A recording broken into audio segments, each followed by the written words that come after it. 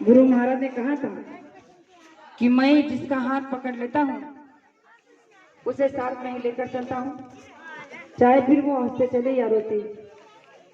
तो एक बार एक प्रेमी ने गुरु महाराज से पूछ लिया कि मालिक, हंसते हुए चलना क्या है और रोते हुए चलना क्या है? तो इस पर गुरु महाराज ने बताया कि हंसते हुए चलने का मतलब है कि जो तुम गुरु के आदेश का पालन करते हो, ध्यान भजन सुमिरन करते हो, मेहनत ईमानदारी से रहते हो और शाकाहार के प्रचार में अपना समय देते हो और समय समय में सत्संग में जाकर सत्संग को सुनते हो, तो ये होता है हंसते हुए चलना। और फिर कहा कि रोते हुए चलना क्या होता है? कहा कि रोते हुए चलने का मतलब है कि मनुष्य शरीर में आने के बाद, नामदान मिलने के बाद भी आपने संत महात्मा के वचनों को नहीं सुना, नहीं माना और अपने मनमानी करते रहे, अपने कर्मों के अनुसार आपको सजा मिली। तो गुरु महाराज ने कहा कि जो लोग लूले लंगड़े अंधे पंगे होकर जो मंदिरों के बाहर कांटों पे सोए होते हैं और अपनी ही दुआ के लिए दुहाई करते हैं उस खुदा से, उस परमात्मा से, उस परम पिता से, और रोते हुए हाय बकते हैं कि हाय राम हाय राम, तो गुरु महाराज ने कहा कि ये उन कर्मों का नतीजा है कि जिन्होंने समय पर आए हुए संत महात्मा की बातों को नहीं माना, नहीं समझा, तो उनको ऐसी भयानक सजा मिलती है। लेकिन फिर भी वो उस परिस्थिति में भी भगवान का नाम लेते हैं, तो वो है रोते चलना। तो गुरु महाराज ने कहा कि हम क्यों रोते चले जब ये मनुष्य शरीर इतना अनमोल है, जिसके द्वारा प्रभु की प्राप्ति करने का रास्ता मिला है, तो रोते चलने की जरूरत क्या है? हमें संसार मिला है, संसार के साथ रहना है, माता पिता की सेवा करना है, अपने घर परिवार को चलाना है, मेहनत ईमानदारी से रहना है और जो समय मिलता है उस समय से थोड़ा समय निकालकर धर्म के कार्य में लगाना है। तो गुरु महाराज ने कहा कि प्रेमी, अगर तुम ऐसा करोगे तो यही तुम्हारा हंसते हुए परमार्थ करना। तो मैं आपसे पूछना चाहती हूँ कि आप हंसते हुए परमार्थ करना चाहते हो या रोते हुए? हंसते हुए। तो ये गुरु महाराज के लिए बड़ी गर्व की बात है कि हम सभी प्रेमी हंसते हुए चलना चाहते हैं, उनके नाम का डंका बजाना चाहते हैं। गुरु महाराज ने कहा कि जब आप रैली में चलते हो तो आप नहीं चलते हो, स्वयं देवी देवताओं का रूप आप बन जाते हो।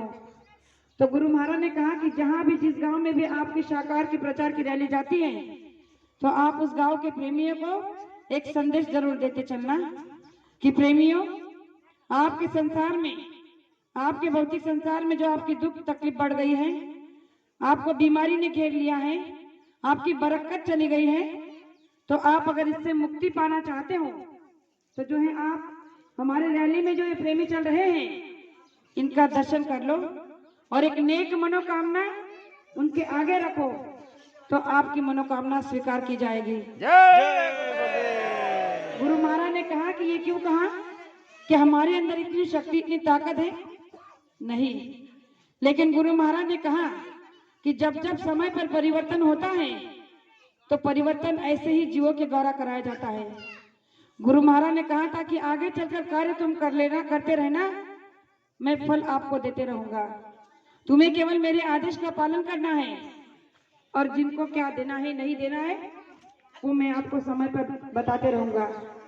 गुरु महाराज ने कहा कि ये मौका आपको केवल इस बार, इस जन्म में मिलेगा, अगले जन्म की कोई गारंटी नहीं है, क्योंकि गुरु महाराज ने हमें नाम का दान तो दिया, उसके साथ साथ ध्यान भजन सुमिरन की युक्ति बताई और कहा कि ध्यान भजन सुमिरन करते रहना। लेकिन फिर कहा कि अगर तुम ध्यान भजन करोगे तो तुम्हारी पूंजी अपने प्रारब्ध में जमा होगी और उसी के अनुसार तुम्हारे कर्मों को जलाने की एक युक्ति मुझे मिलेगी। हमारे आपके कर्म अगर जलाने हैं, हमें अपने सतधाम में जाना है, तो गुरु महाराज ने कहा कि केवल नामदानी होने से कुछ नहीं होगा, आपको उस नाम का रटन करना होगा, उस नाम को घिसना होगा। तो गुरु महाराज ने कहा कि जिस तरह से गिरमिट चलता है, गिरमिट, तो उस गिरमिट से जब एक चिंगारी निकलती है तो बड़े से बड़े घास को जलाकर राख कर देती है। उसी तरह गुरु महाराज ने कहा कि जब तुम रोज रोज ध्यान भजन सुमिरन करोगे तो ये नाम की गिरमिट चलेगी और इस नाम के गिरमिट से जब एक चिंगारी, एक तिनगी आपके कर्मों के इस अंबार पर गिरेगी तो गुरु महाराज ने कहा कि वो जलकर खाक हो जाएगी। तो हमारे कर्मों को जलाने का और कोई रास्ता नहीं है प्रेमियों। इस समय में तो गुरु महाराज ने यही कहा है कि हर दुख तकलीफ की दवा भजन है। हम सुनते हैं बहुत है, सुनने में अच्छा भी बहुत लगता है, लेकिन करते नहीं है। तो गुरु महाराज ने कहा कि ये देश कर्म प्रधान है, या कर्मों को प्रधानता दी गई है। इसीलिए कहा है कि कर्म प्रधान विश्व रचि राखा, जो जस कर्म करी तस फल चाखा। कर्म करने का मतलब ये नहीं कि आप कुछ भी करते रहो।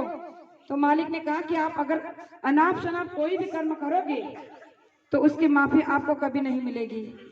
गुरु महाराज ने कहा कि संसार में आपको लाखों गुरु मिलेंगे, लेकिन कोई काम का नहीं मिलेगा। इसलिए कहा है कि बगीचे में फूल तो बहुत है लेकिन गुलाब जैसा नहीं, बगीचे में फूल तो बहुत है लेकिन गुलाब जैसा नहीं, संसार में गुरु बहुत है लेकिन बाबा जय गुरुदेव जैसा नहीं। ये हमारा आपका परम सौभाग्य है कि बाबा जय गुरुदेव जी महाराज हमें पूरे और समृद्ध सद्गुरु मिले हैं, जिन्होंने हमारी बाह को पकड़ लिया है। हमने नहीं पकड़ा है, हमारी औकात नहीं है कि हम उनके हाथ को, उनके बाह को पकड़े। वो तो उन्होंने पकड़ के रखा है, इसीलिए हम सब चल रहे हैं। क्योंकि मेरा ही उदाहरण आप सबके सामने है। मैंने केवल 3 दिन का वादा किया था राजपूत जी से कि मैं केवल 3 दिन के लिए सत्संग और प्रचार में आऊंगी, लेकिन प्रेमियों हमारी आपकी नहीं चलती। गुरु के कार्य में अगर हमें सच्चे मन से करना है और आपके दिल में अगर उमंग है, गुरु के प्रति कार्य करने की इच्छा है, भावना है, तो गुरु महाराज हमारे सभी कामों को कर लेते हैं। मेरा 3 दिन का कार्यक्रम तय होने के बाद रिजर्वेशन हो चुका था, लेकिन फिर भी पता नहीं कैसे आपके प्रेम ने मुझे खींच लिया और गुरु महाराज तक मेरी फरियाद को आपने रख दिया, और उन्होंने एक जादू सी छड़ी चलाई और मेरे टिकट को कैंसिल करा दिया। तो ये क्या हमारी आपकी औकात है? बिल्कुल नहीं। ये उन सूक्ष्म रूप में गुरु महाराज काम करवा रहे हैं हमारे आपके द्वारा, जो आपको पता नहीं है। तो वैसे ही प्रेमी, जब आप चल रहे हो तो आप अपने आप को कभी कम मत समझना।